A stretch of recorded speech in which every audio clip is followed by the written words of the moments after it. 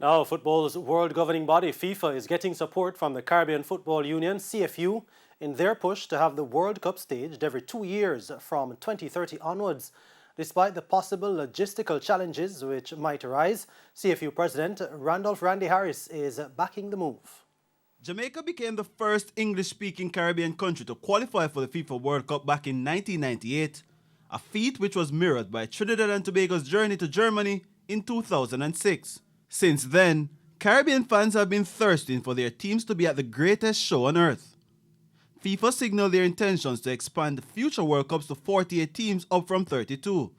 And now there are talks of the spectacle being played every 2 years instead of 4.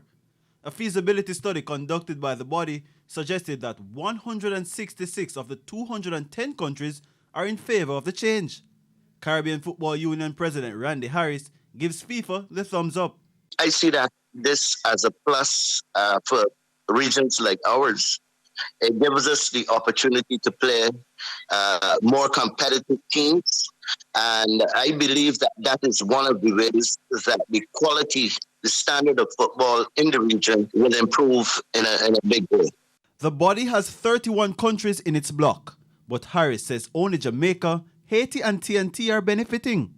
There is a history, a pedigree there, and therefore they are known to be football countries, and all of them are a good practice game for any team that is looking to play further competition. One major stumbling block could be one powerhouse jurisdiction objecting the move. But holding it every 2 years will, by our opinion, lead to more randomization, less legitimacy, and it will unfortunately dilute the World Cup itself.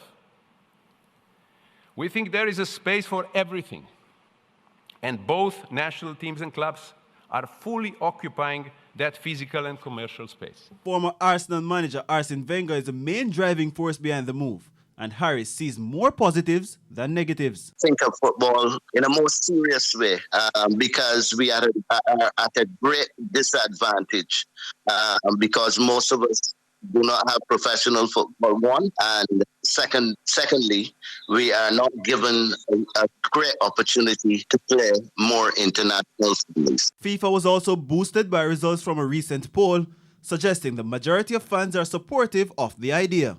Jerome Foster, TVJ Sports.